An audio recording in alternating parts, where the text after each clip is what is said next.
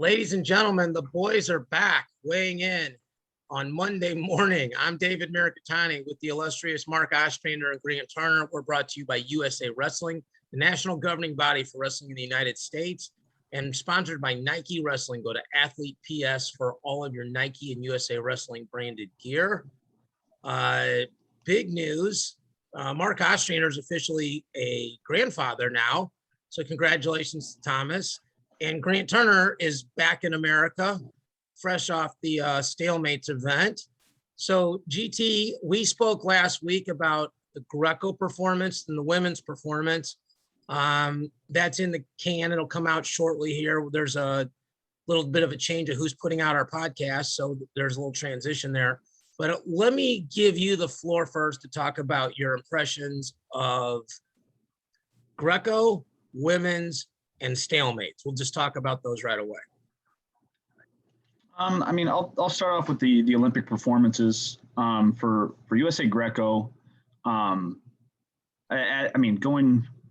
total win-loss record was not necessarily advantageous for their program and how much they actually have progressed as a style in America. So I just want to preface that Ildar had probably one of the most interesting draws of the entire tournament. Guy from Cuba comes out of nowhere as Olympic champion. We have him first round, or Ildar has him first round. And then on his side is also the former world champion from Russia. Those were his two matches. He loses to the Olympic champion. He loses to Olympic bronze medalist. That's pretty rough draw. But getting pulled back in, that was a pretty great option for him. Sancho, that was his first real shot at it. Once again, has the Russian out the gate. Multiple time world medalist, Surkov. So once again, kind of a rough draw for him. But once again, the Russian ended up losing. Then we don't get pulled back in. Yeah. So not in the small brackets as they were there with 16-man brackets. You're really hoping that you either beat the guy you're not supposed to, or you're supposed to lose to the guy that you're not supposed, or you're supposed to. Yeah. And then hopefully they go on and continue on. I would say, John, he looked good. He was actually able to, get some turns and things like that. Just kind of, once again, I don't want to say lack of experience on his behalf, but once again, this is the Olympic Games. There's no bad guys there really. And then Tracy probably looked the best out of everybody. Tracy looked really good. Literally in the position of beat the Olympic bronze medalist and just couldn't. And then that guy loses in the semis. So two specific questions that me and Mark didn't get into, but we kind of got into it, but in the Stefanowicz match, he gets put down and he escapes and they put him back down. Is it that you're not allowed to escape or that they said he jumped the whistle? So you're allowed to escape, or basically, I thought so. Get up and out of that. Oh yeah, there's no problem with that. Maybe it was a caution scenario where he jumped forward way too soon, or maybe it impeded the guy that was on top while trying to escape. So then maybe I can't remember it specifically, but that's okay. Yeah. Getting put back down like that. It was probably. It's not in reference to a reversal or an escape. Okay.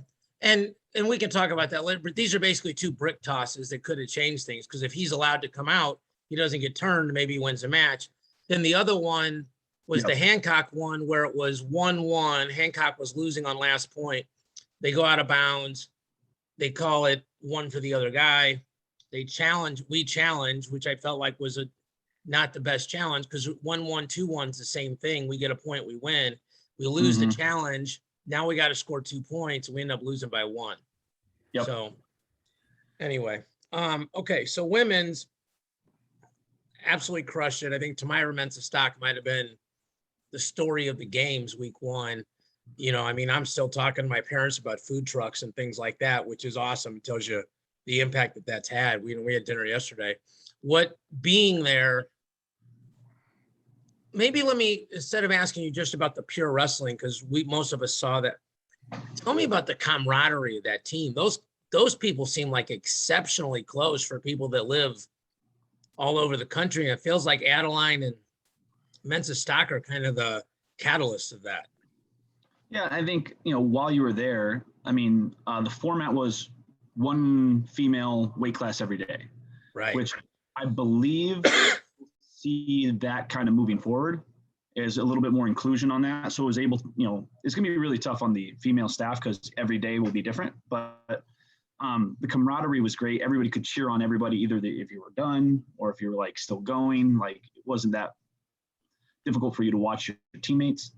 But a lot of those girls have been on, either the OTC campus together or have lived together or have been on multiple teams together.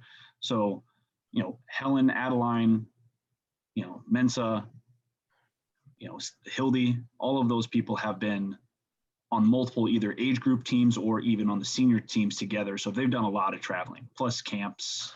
All those girls have been national team members for this entire Olympic quad. So, it's easy for them to have a little bit more of a personal relationship with each other because it's they're just spending a lot of time together. Yeah, I do think Adeline going first and then being there every day cheering, because obviously she doesn't have to go, right? I mean, Right. she could stay in her room, do whatever, but not just like cheering, but like going crazy and legitimately. And I don't know that the energy, maybe I'm overrating that. Maybe you just wrestle and you don't care who's cheering for you, but if nothing else, I think the optics for USA Wrestling, which obviously our podcast is on the USA Wrestling Network, but the optics of that are fantastic for these fans that are fans of wrestling like every 4 years. Like I watch synchronized diving like every 4 years and gymnastics every 4 years. And, I'm arguing with my friends in the TV screen about whether that hop step was a half step on gymnastics or not. So let's go to men's freestyle and let me start by saying we had Gilman on last week. So we'll just go by weights. And Mark, you and I got a chance to talk about the fact we were going to get Gilman. And I'm hoping that comes out this week. He was really awesome. He seems like sort of a kinder, gentler Gilman, a more mature. I know he's got a baby on the way. He's a very interesting dude in the sense that he's got to train in Iowa and Penn State and had nothing but positive things to say about both places, which again shows maturity, right? Because not everybody, speaks fondly of the place they no longer are at. But Mark, you and I talked about it, but I'll let you go. He had Ugaev loses, and then he's got to come through and win those other matches. And he lost a match he was winning, at the 5-minute 50-second mark. So I'll let you go first, Mark. What'd you think about Gilman's run and that specific match or whatever you want to talk about there? Yeah, I've watched Gilman wrestle since, he was fairly young. Senior in high school, wrestling at Fargo. And then coming to the University of Iowa, trying to make the team, not making the team right away because of Corey Clark. And then finding his niche, being a 3-time All-American at the University of Iowa. And then, winning silver in the Worlds back in the day. I have to believe, and from just what I saw, and all we saw, David, was the 6 minutes that he was out there every match. It's a little bit different. I haven't seen the training cycles he's been going through, but he's matured as a wrestler. I did not see the old Gilman where he was laying on his stomach trying to hang on to a leg. He was more controlled in his positions. So when he got in on a single leg, when he got in on positions, if he wasn't comfortable there, he went right to a seatbelt. That seatbelt was huge for him in this tournament. To me, he looked like the best part of Gilman that he's ever looked, to me, for freestyle, because I didn't see the mistakes. I didn't see, bad positioning. He got in one situation. It wasn't his choice, obviously, in the first match against the Russian. Locked up the front head, had his leg all the way across to the other side, wanted it in the middle, tried to get it in the middle. The Russian wasn't going to let him. And I think he was smart in that fact that the Russian, and I don't want to, if you want to say it, Ugaev, waited.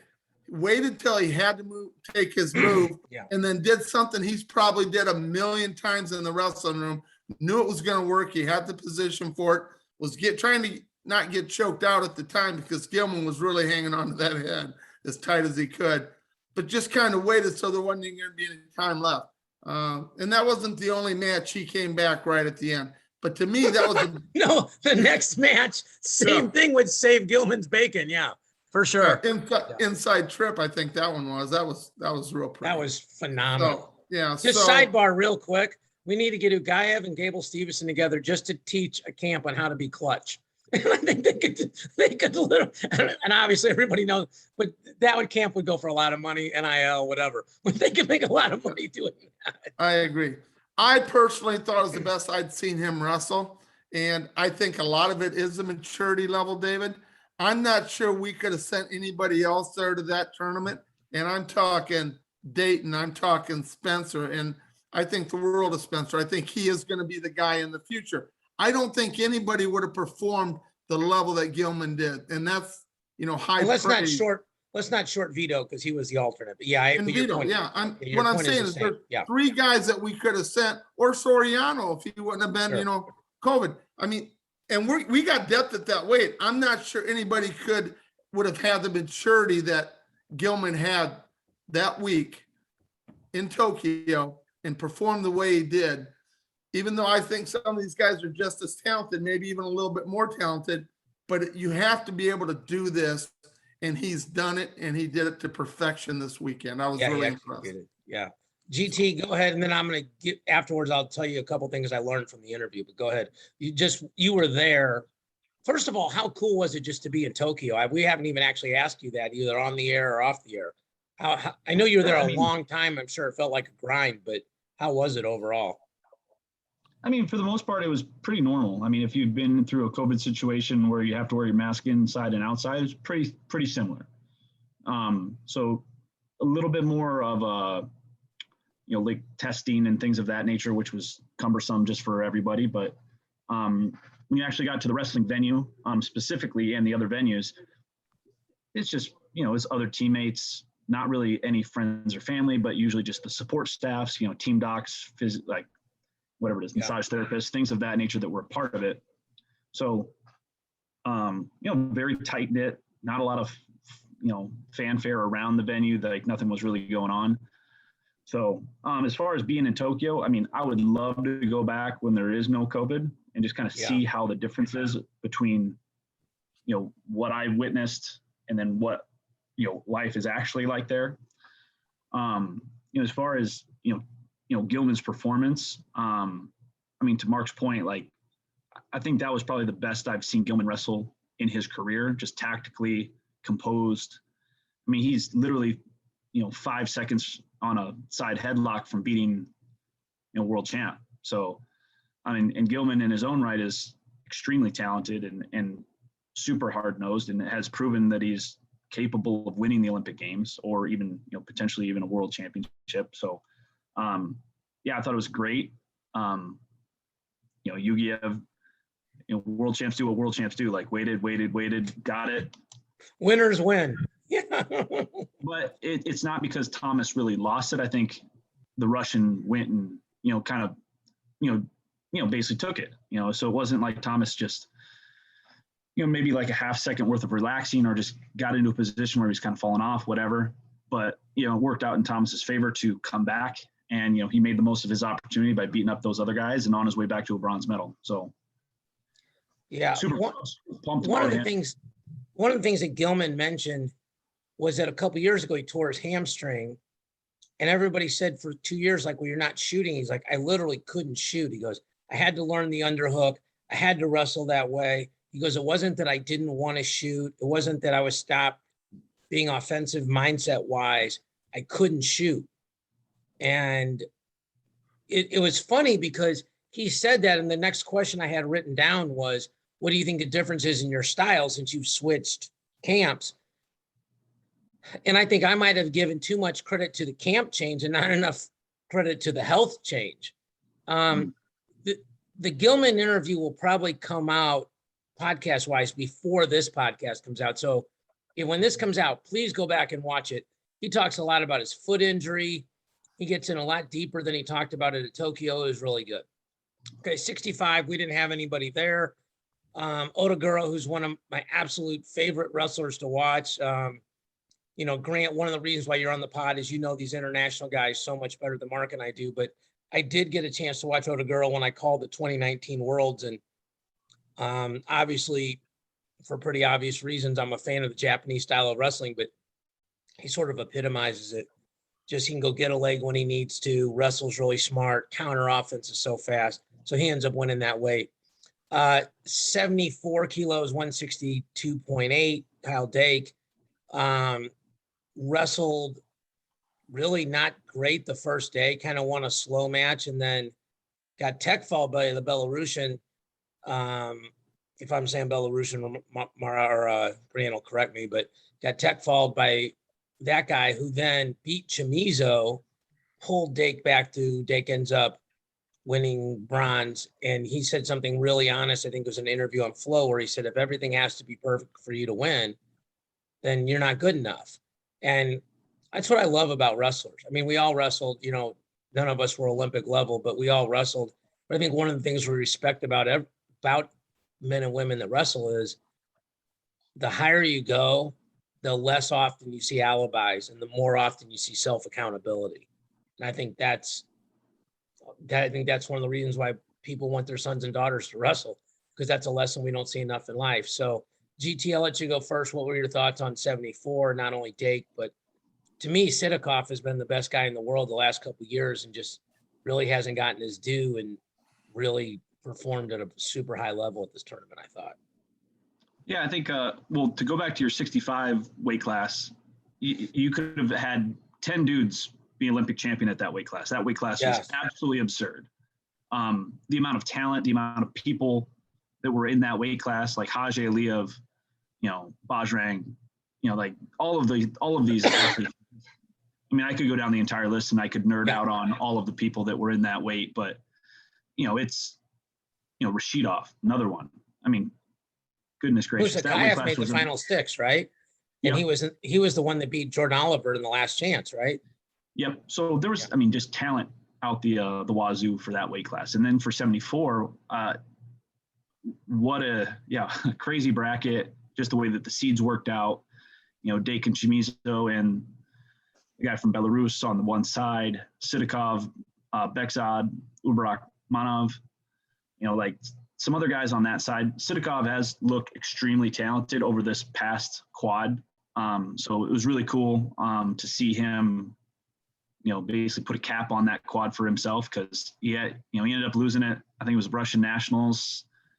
So there was, you know, and then he ended up winning the spot back. So, you know, that weight class, super talented. But, you know, Dake, to your point, you know, he just went about his business. He's like, hey, you know, just when his opportunity arose and Chamizo lost to that guy, so got pulled back in and then had to, you know, gut it out and get back to the bronze medal match. Huge kudos to Dake for that. And, you know, that he wanted not what he ended up getting, but still got what was right in front of him, the next best thing. So, well, him and Gilman both have that in common, right? Where they had to come back. And when you have guys that are not used to coming back, not used to being in a consolation or a backside bracket, for those guys to come through is pretty amazing. You know, Mark, you and I had a chance to probably text or talk pretty regularly during the Olympics, but now that it's over, what were your thoughts on Dake's performance? To me, it was a huge difference between day one and day two Dake. I agree. David, when we've done a lot of fantasy things in wrestling, and we kind of got it started at one time and got some other people involved, and now it's really getting big for wrestling. But when we go through the brackets, David, we always look at guys, what if David Mirikitani loses second round? Who's he going to wrestle on the wrestlebacks? Will he be able to perform in the wrestlebacks? Or if it's because he's a senior and his goals are gone, he's not going to be a national champion, is he just going to fold? One thing the Americans did at this tournament, and you got to give credit to them because a lot of the other countries weren't able to do this, is we never folded. We kept going the whole time, which is really kind of a, what American wrestling's all about. With our collegiate style, high school, we have to learn to wrestle back. That's kind of what we're taught as kids. Like Grant had said earlier, what's the next best thing you can get? You don't want to go out your last match ever in a season losing your last match. So win your last match. And if you do that, you're going to place. You're going to get something out of it. That's So, a very simple way to say it, but it's true. Yeah. If you win your last match, you finish on an odd number. Yeah. So I was worried about Kyle because he's never been in that situation before. 4-time national champ. Never, I think he won like 140 matches in a row in freestyle or something like some unbelievable number. Hadn't been beaten since who knows when, except for trials to Burroughs. He's beaten everybody else he's wrestled. And what was he going to do when he came back? And he kind of proved it. He pretty much had Chamizo's number for the bronze, beat him a lot worse than he had beaten him in the exhibition match. So I think he's going to be okay. I think the weight cut might have had a little bit to do with it. I know they're talking about he may be injured, but I don't, he's not going to say that. That's not the kind of person he is. He just basically, friends of mine, people that I know ask me, why did he keep trying to do this, that, and the other thing? Why didn't he change? Because those things That's that worked for him. Yeah, they've worked for him his whole life. Why would he change? He thinks he's going to get it. He's going to go after it. So I like the way that the United States wrestled in the back door to beat bronze, 5 guys place. What else can you say? Well, and obviously those two were the backside matches. Now we're going to talk about gold, silver, gold. So yeah, I'll just mention this briefly because we're going to talk very briefly at the end about who's committed to wrestling in the world. And the one thing that stuck out to me, which I mentioned on our pod last week, was that Jakara Winchester looked like she was cutting those extra 2 kilos were really hard on her body. And she's committed to the worlds, but up at 55 from 53. So I think we don't always get those observations right, but I think in this case, we got that one right. So Taylor, tech, and then the Yazdani match.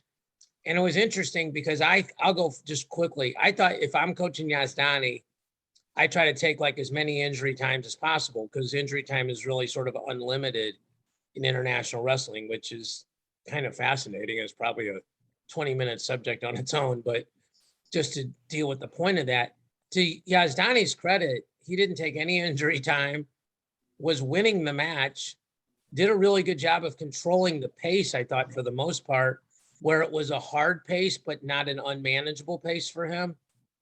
And then of all the moves that David Taylor wins with, he wins just like with an open double leg, which was, he probably deserves an assist from Jordan Burroughs as many times as he's been on the other end of that.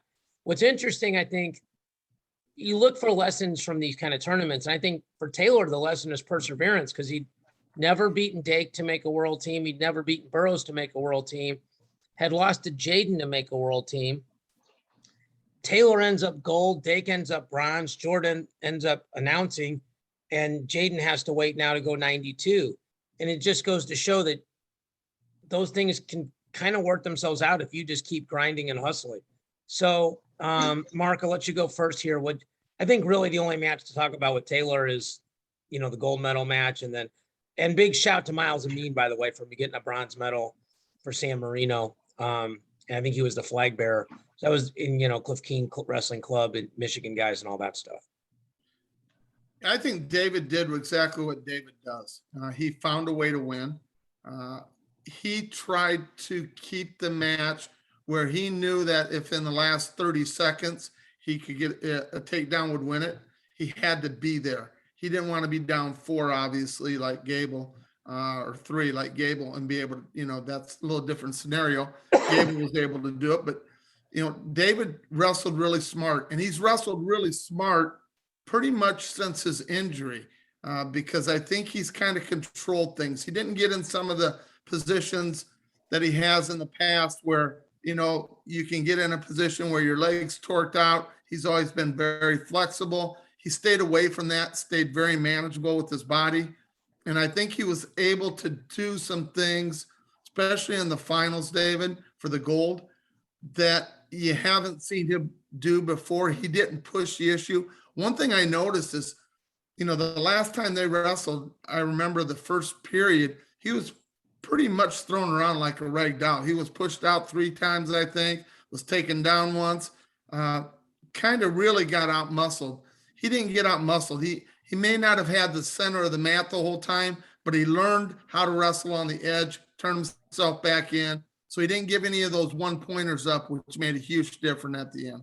A great point. Great technical assessment. GT, what'd you think? I think, for David, he wins a world title in 18.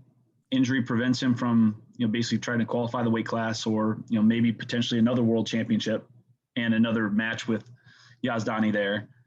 And then, he gets the marquee matchup that we all kind of wanted to see for the finals. And, that low double, once again, going and get it there at the end of the match, not trying to hold on to a lead, or, he needed to go get it, and he just pressed the envelope just enough in order to get that takedown at the end. David, to your point with, as far as perseverance, this whole team is pretty much perseverance oriented, like Gilman and, Dake waiting his turn, David finally getting his shot, Gable, basically coming up through and beating Gwizdowski. He never really had to wait his turn, but, just basically, his performances through the Olympics was unreal. So I think for David, couldn't be happier for him. Couldn't be happier for his progression and his journey in order to be an Olympic champion. So, just super pumped for his tournament run, the matches that he ended up having to wrestle there, and then also to cap it off with, probably one of the most popular wrestlers in the world, Yazdani. So. Well, what's interesting too is, Taylor, I think got that takedown with 14, 15, 13 seconds left somewhere, give or take in there. And, for a couple of days, we're all talking about what a comeback, what a crazy comeback at the end. And then obviously Gable does the comeback of comebacks.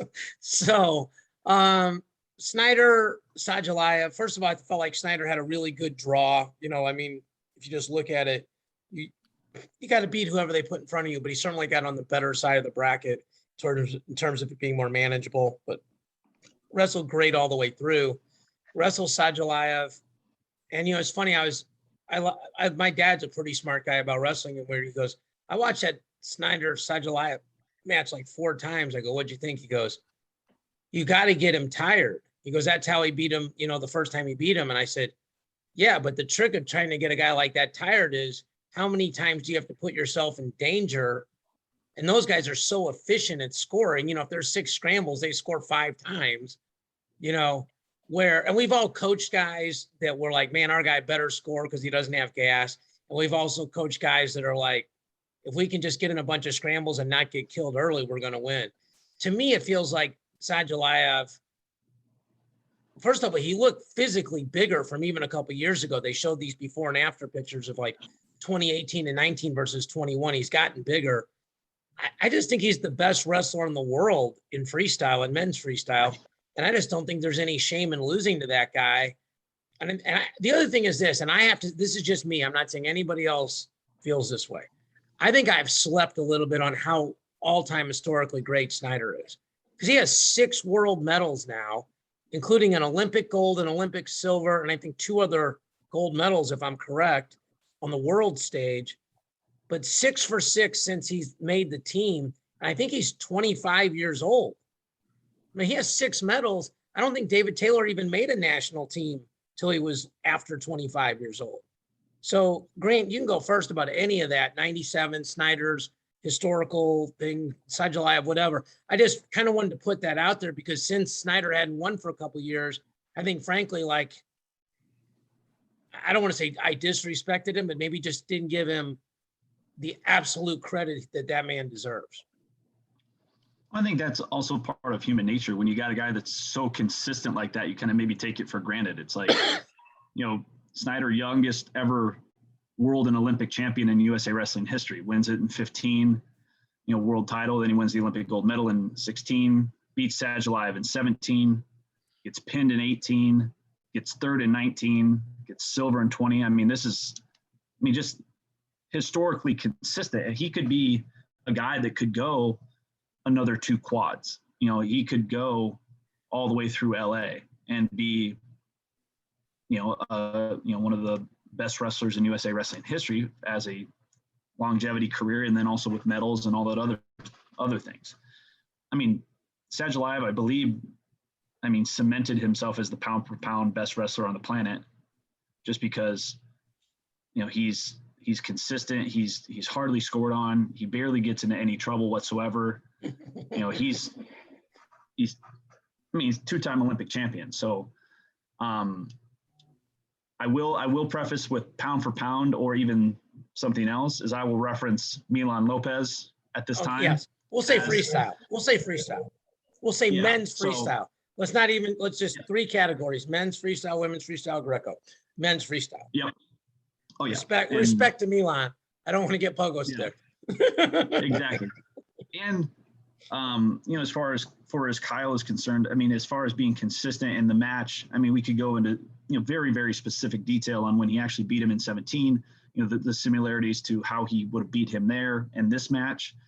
Once again, Kyle was in on his legs a couple of times, got scored on, got tiptoed out of bounds a few times, which in 17 didn't happen. Was able to tightrope around the edge and score on him. And, I think it's safe to say if those guys continue on, we're going to have such an amazing spectatorship of watching those 2 guys continue to go after each other at every world championship. So it'd be fun to watch. Marco, what'd you think about, again, Sadulayev, Snyder's consistency, 97, just that whole category? I think Sadulayev is the best pound for pound freestyle wrestler in the world. Men's freestyle wrestler in the world. So I don't think there's anything that Kyle Snyder should hang his head down on this match. I don't know if I'm Kale or, Cody, the coaching staff that's working with him. I'm sure they're going to go back and say, okay, we got to have a new plan because this isn't going to work. You've got to find a way to beat this guy. And I don't think you can go in with the game plan. We got to get him tired, because that's not a great game plan as a coach. I know we want to keep pressure on him, but you got to find ways to score. You've got to score off your offense. I know Snyder scored on a high crotch, which you rarely see him do, but I think a lot of that was he just basically was in a position where, okay, I can get him this takedown. I've got this match won. I'm not going to do anything stupid. I'm going to give him the 2. And then we're going to go back up and I'm going to stay in good position. So I think they're going to have to look at that. I don't know what else to say. Yeah. I'm not sure. I think there's still a pretty good sized gap between the 2. And that's how good Sadulayev is.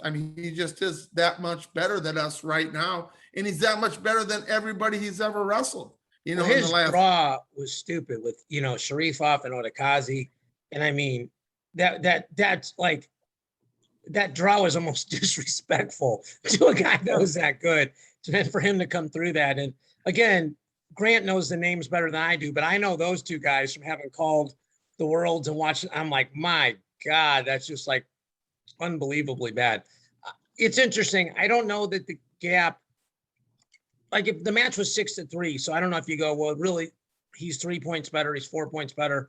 Freestyle is such a different thing too, because you can land in a lace or a gut, and Grant could be way better than me, and I land in a lace and score 8 points. He still comes back and beats me, but instead of it being 10-0, it's 16-8 or 14-8 because he's got to run it back. And then the next time he doesn't get caught in a lace and it's 10-0 in a minute. You just but I think we just need to really respect the greatness of both Snyder and Sadulayev and realize we're watching greatness. And I think most of us who are wrestling fans will be super interested to see how the 22 world trials go. because I think obviously Jaden will be at 97 and be in that mix. So let's go to Gable Stevenson. I will go first here. First of all, Mark texted me and said, hey, I said Gable was going to win, which he was right. He was wrong about 4 other weight classes, but he was right about Gable. So congratulations on that one, Grandpa. I think I picked David Taylor to win. No, I think I picked Dake to win. I picked Taylor to win. I picked yeah. Yes, Gable. you got the other those were my picks. So I got 2 out of 3 right. 2 out of 6. You got the other 4 wrong, just like I said. Anyway, Whatever. so no, I told this to my dad because my dad has rabbit ears. He literally does, he came over. I said, I think this, well, let me go in order. When he just man beasted Agul, I was like, oh my God, because I think that was the thing we didn't know going in. What's going to happen when Gable gets his hands on him? Are those snaps going to work? If it does, he's in really good shape. If those snaps don't work, this is going to be a really interesting match. The first guy, he just snapped literally on his face 5 times and went behind. And I don't know if this is a weird analogy, but Gable reminds me a lot of Burroughs in 2012, where he has no top game at all, like none. And he's not even going to waste energy. He's not going to worry about getting stepped over on a gut. He's not going to get pinned trying to lace somebody. He's going to take you down. That's it. He's going to take you down. But the Agul match, Mark, I think you called or texted me the next day. I'm like, man, it'll be interesting. Petrashvili made a really smart adjustment. He didn't lean. He didn't lean or push into Gable. And that's obviously, we've all wrestled and coached. That's where snaps are effective. If you're not leaning on or pushing on a guy, the snaps aren't as effective. And we got like 7 minutes left. So I'll say this one last thing and I'll get out of the way. I think that's the finals match, I think, is in context with what it meant, the lead going back and forth, how it ended, everything else has to be one of the 3 greatest wrestling matches I've ever seen in my entire life. And I'm not sure I can think of 2 better. I just don't want to short some matches, but when you think of the context, you guys each have like about 3 minutes to talk about this. So Mark, you're on the screen right now. You can go first. Yeah, I mean, your emotions in that match, they were going first period. I thought we owned him. I thought it wasn't even close. I think we had points that were left out there on the mat that they did not give us. Yeah. I think it should have been 8-0 going into, second period of the match. But I never thought Gable was ever in trouble. So I thought that pretty much 4-0, it was done. He's going to be your gold medalist. Then all of a sudden, gets in, gets tilted, gets up 2, gets 1, and then all of a sudden he gets taken down and he gets laced twice. Got it twice. 3 points down, 30-some seconds, 40 seconds left in the match. They're back on their feet. Gets in some positions where, Gio was actually doing what he needed to do. He was doing the right things. He was staying in on the leg, wasn't giving up tilts, wasn't, just basically getting through the end of the match. And then all of a sudden, 13 seconds left, we get stepped behind. We walk behind. Gable's so good at that, and he's so quick and goes either way. And then the whole controversy is why they let Gable let the guy up. It's not a rule. You're supposed to try to ride him. Normally they would put him back down, and that's the match. But for some reason, this official, let's go back on our feet. Everybody's having a good time. Let's go back on our feet, and we'll see what happens. One small correction. You're supposed to try to turn him, not ride him. And I think Gable's style of never trying to turn him, the referee knows he's not going to try to turn him. I think that actually benefited him. I think him having no gut wrench and leg lace benefited him.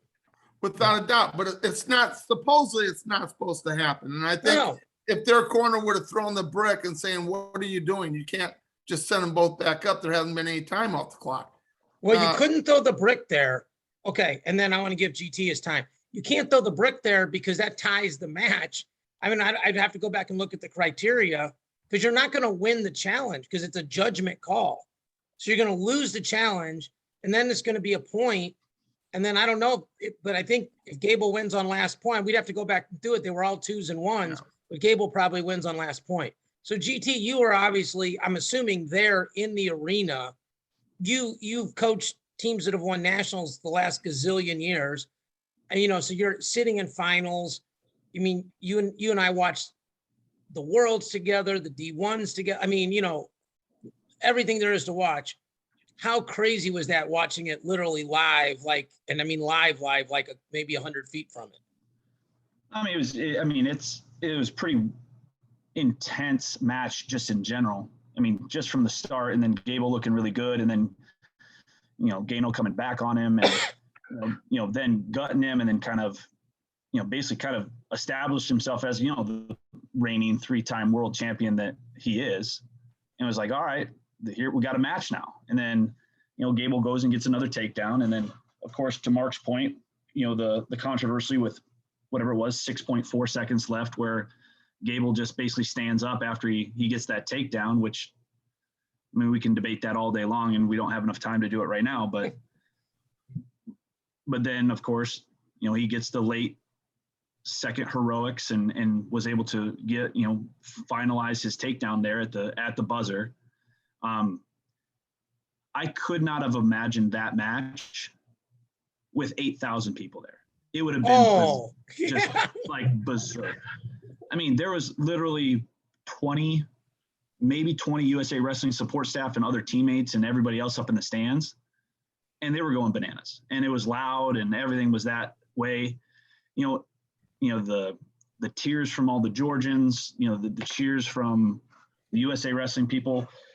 Just to imagine fans from both countries being there in attendance, it would have been an amazing way to cap off that evening for the Americans, and then, you know, all utter devastation for the Georgians. But, you know, to see it live just with the small people that were allowed there, still pretty cool match to watch live. Yeah, I think those are the kind of matches we all dream about growing up. So we got about 2 minutes left. So here's who's declared yes, no, otherwise for the world. Sarah Hildebrandt, Helen Maroulis, Tamara Mensah-Stock, Adeline Gray are going to go to the world. So there are no, at the World Team Trials in Lincoln, which I'm guessing I'll probably see Grant there. Those weight classes are not being held. They're using the Olympic trials as who's the alternate and everything else. Winchester is going up from 53 to 55, as we mentioned earlier. So she'll go into the semis of the 55 bracket. And then 53 will be wrestled. And then Miracle's weight, which I believe is 62 kilos, she'll be the #1 seed should she choose to wrestle. Okay. On the men's freestyle side, Gilman is in, Dake is in, Taylor is in, Snyder is in, Gable is out. So those 4 weights will not be wrestled. Gwiz will be the #1 seed at heavyweight, or 125. And then 65 will be whatever, because Jordan's going up to 70. So I think my guess is either Nick Lee, Joey McKenna, Nick Lee, and Yanni in order would be the seeds there. Junior Worlds. We're recording this at 9:30-ish, give or take, on August 16th. Junior Worlds start today. We are aware of that. We just wanted to do our thoughts on the Olympics, but we will be covering Junior World results next week. There were some results that came out today, like literally 5 or 6 of the weight classes. We don't want to short those weight classes. We're going to give them the time they deserve. We're also going to talk about the national duels next week, and Scott Green leaving Wyoming Seminary to go to Army West Point. I rarely say this about anyone because I'm not on social that often, but if you don't follow Scott Green, please do. The Buffalo Wings commentary alone is a reason to follow that guy. He's an awesome person. Got a chance to talk to him at Fargo.